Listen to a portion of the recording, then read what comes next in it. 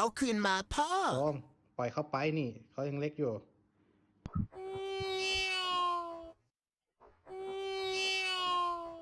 วิพ่อยังไม่รู้ตัวเล่นตรงไหนดีนะ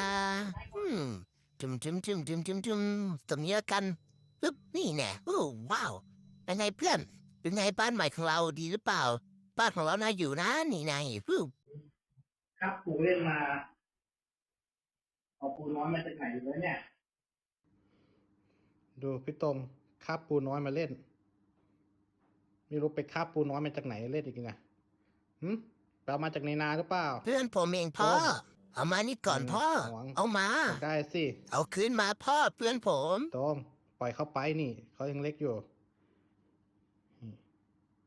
อุ้ยลงจิ๊บ